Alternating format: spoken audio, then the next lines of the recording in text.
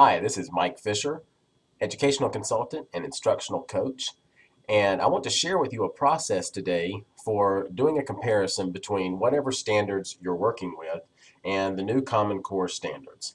I've been using this with teachers in workshops just for a quick way to familiarize them with the Common Core standards, and I call it the Standards Crosswalk EZ. And what we're going to do is just walk through a couple of quick steps so that you can make some comparisons to current practice and hopefully help make the alignment to the new standards a little more practical and efficient. To begin with, you're going to need a couple of things. First of all, whatever your grade level or content area's portion of the Common Core standards is, you need to make sure you have that. You'll also need any curriculum materials that you currently use. They could be curriculum maps, they could be planning books, scope and sequence, lesson plans, whatever it is that you use. You're also going to need 3 highlighter markers, a yellow marker, a blue marker, and a pink marker. I'm going to be talking about those colors specifically, but if you want to use other colors, certainly that's okay.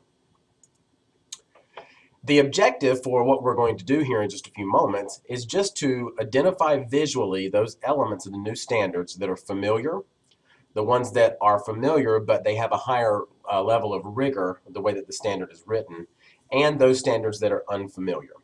What we want to do is sort of visually shrink the change that is coming at people, because I know people feel overwhelmed by what's coming, and we need to sort of consider what really is on our plate versus the whole buffet of things that are out there that are going to impact our professional practice over the course of the next few years. So we're just going to concentrate on the standards and how they're going to impact our practice right now so that we can start upgrading and transforming what we're doing in our classrooms. So, step 1, we're going to highlight in yellow those standards that are already represented in your current curriculum or practice. And I want to show you an example of what this is going to look like by pulling up some reading standards here for literature, grades 6 through 12. These are from the ELA standards for grades 9 and 10 students. And what I'm going to do is just walk through here very quickly. I'm going to scan these and see if they match up with what I'm already doing in my classroom.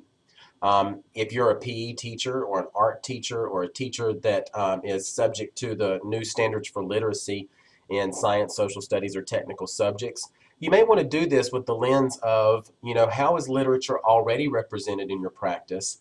Just to make it a little bit easier to start upgrading what this is going to look like in your class. So what I'm going to do is just read through these, and I'm going to highlight those things that I already do. And I'm going to do that in yellow. So when we're reading, we cite strong evidence. Let's see.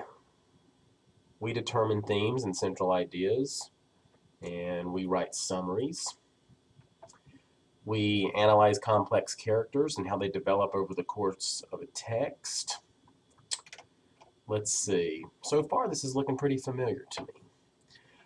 We determine the meanings of words and phrases as they're used in text. We do figurative language, analyzing the cumulative impact of specific word choices. Well, you know what? Part of this I definitely do. Another part of this I'm not real sure about. I'm going to think about that one later. Let's see. Author's choices concerning how to structure a text. I do some of that, so I'm going to highlight that in yellow. Analyze a particular point of view or cultural experience. That I do, but this says reflected in a work of literature from outside the United States, so I don't really do that. So that's a little bit higher level than what I'm doing right now, but I definitely do that first part. Let's see. Analyze the representation of a subject or a key scene. No, I don't really do that. Analyze how an author draws on and transforms source material in a specific work. No, I don't really do that. Yeah, so I've got some things here that are already represented in my current practice. So I'm going to push this back out of the way, and I'm going to go to step 2. Step 2 is to highlight in blue those standards that are represented in your curriculum, but the standard is of a higher rigor. That means that the depth of knowledge or the Bloom's level is higher than what you currently do. And when I say depths of knowledge, I'm talking about Webb's depth of knowledge, where we look at 4 different levels. And these are sort of actions around the learning. Level 1 is more like the rote remembering level. Level 2 is where we start to apply some of the skills. Level 3 is strategic thinking. And level 4 is extended thinking. When we get to the new assessments, whatever they're going to look like in the different states, whether it's PARC assessments, SBAC assessments, or state-developed interim assessments, whatever it is, the plan now is for it to be at a DOK level 2 and 3, and we need to be teaching that way. So if the standard is more rigorous but our teaching is not, the learning is not going to be rigorous. So we need to make considerations for what that's going to look like. So we're going to look at our standards through that lens, and we're going to highlight those standards in blue that represent a higher level of rigor. So earlier I highlighted the things that I was already doing in yellow. But now that I'm looking at this a little more deeply, citing strong and thorough textual evidence to support analysis of what the text says explicitly, as well as inferences drawn from the text. So I know I do the explicit part, and I know that I ask my students to look for evidence, but I'm not sure if it's strong and thorough the way that the standard is really saying here. Like if I break the standard down and unpack it a little, citing, do I have them write it down? Do I have them tell me that orally? Do I have them draw conclusions from the text that represent specific in-text inferential material? Or is it more about, a feeling or whatever? So I know that the Common Core standards are sort of moving away from that sort of touchy-feely analysis, and we really want to be specific in what we do in text. So, this one is a little more rigorous than what I actually do. So if I'm going to be truthful, I need to color code that as blue. The next one, actually the next two, I pretty much do what is asked of me there. Then we come down to number 4. Earlier I had highlighted a portion of this as yellow, but there was a certain part of it that I really wasn't doing yet. So what's represented here is a little more rigorous. So I'm going to highlight this entire thing blue, just indicating that some of this stuff I'm already doing, but it's a little more rigorous here with what the standard is asking me to do. And then the same thing with number 6 here. Analyze a particular point of view, but I need to pull in this literature from outside the United States, and I need to up my game there just a little bit. So I'm going to highlight that one as blue as well. And so now I've got familiar, and I've got things that are familiar but with more rigor, so that I can start an action plan on at least these items here. So I'm going to move this back out of the way. And I do want to mention here that because we're using yellow and blue, if you're re-highlighting something that was already highlighted yellow and now you're using the blue marker, you might have elements that are more rigorous represented in both blue and green. So just know that. The last step is to highlight in pink those standards that are unfamiliar, brand new, or not currently represented in your instructional practice. So when I pull this back over, I know that I have some moments down here that I'm not currently doing within my practice. So I'm going to highlight all of those pink. And this last standard here is about just overall reading level and text complexity, so I'm not going to highlight that right now. But I want you to look at what we got here. We've got just a visual representation of what is familiar and what is unfamiliar. So if I know that really my learning zone as a teacher to up my game the way that it needs to be upped in terms of the Common Core standards, I'm really focused on these 2 things that I'm not doing right now, because everything else is pretty familiar to me. And I know that it's going to be easier to upgrade and transform in terms of the familiar, working from a known zone, prior knowledge, folks, versus thinking of all of this as new stuff that is going to impact my practice.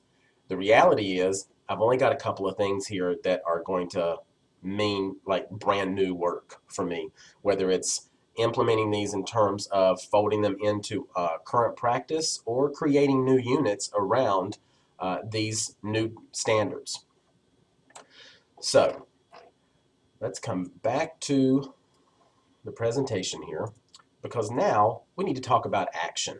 What is it you're going to do now that you've identified what's familiar, what's more rigorous, and what's unfamiliar? So the first thing we're going to do is, right off the bat, first, those standards that are familiar, you're just going to replace the previous standards you were using with the new standard language. We're going to revisit and refine the content, skills, instructional strategies, and assessments as needed.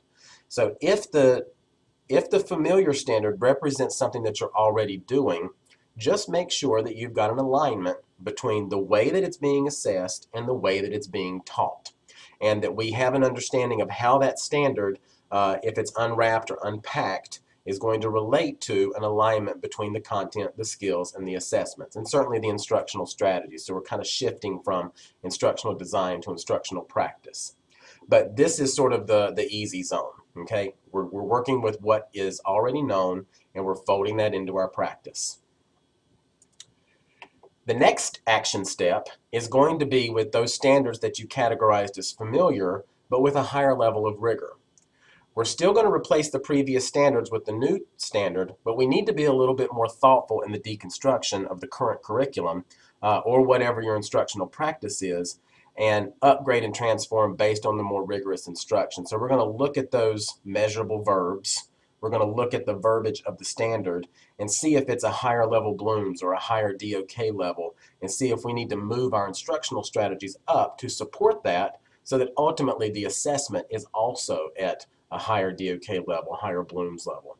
So you may have to redesign some assessments here. You may be able to take some of the stuff that you're using, but make sure the language of the assessment and what it's asking the kids to do is more rigorous and is at a higher level than what it previously was. We want to match the rigor of the standard.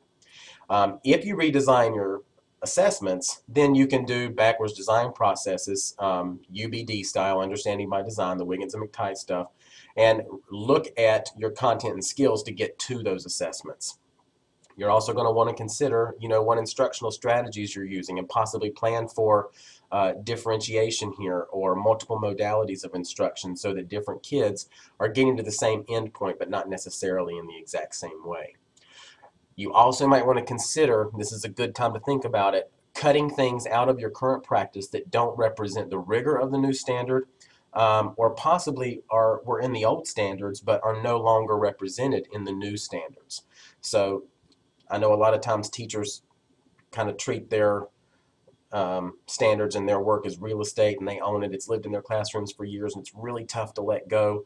But if it's not part of your standards right now, it needs to live where the Common Core says it needs to live. So if something has moved from your grade level down to another grade level, or up to another grade level, be willing and flexible to let that in, because we've got a lot to do here as we upgrade and transform our practice, and you don't want to let extra things in there. Teachers talk all the time about, I have too much to cover. Well, we're not really covering curriculum, we're uncovering it. And uncovering it means that we're shrinking the amount of standards that we have, but we really have to go deeper with them. So we don't want to have extra elements in there that are going to create opportunities for the coverage of curriculum, because we really need to teach deep. All right, the last thing we're going to do is deal with those standards that are unfamiliar or that aren't currently taught. Those are going to be the things that are represented in pink on your document. You may want to consider whether they fit within current unit plans or learning experiences, or whether you need to create a new unit plan or a learning experience from scratch. Depending on what the unit is, or the standard is asking you to do, it may be that you can update, upgrade, transform your current practice in terms of a new standard that needs to be added in, or it may be that you'd like to create brand new units around some of these unfamiliar standards. There's a lot of learning that goes into creating the unit with something that's unfamiliar, and that learning is going to transfer to the kids as you teach it to them and bring them into the learning as well. The actions that you decide to take can be represented in your current lesson plans, curriculum maps, whatever curriculum resources and design elements that you choose. Certainly when you do any kind of standards analysis like we're doing here, it's going to impact other elements of instruction.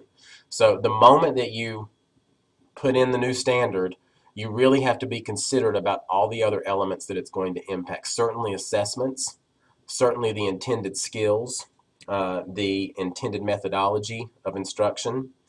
But just know that this is one process. There's multiple processes that you can go through, but I wanted to try to create something that was easy to do, that was quick to do, and would allow you the opportunity of getting down to curriculum work very quickly without spending days reading and rereading the Common Core standards. So hopefully this was helpful for you. Again, this is Mike Fisher, instructional coach and educational consultant.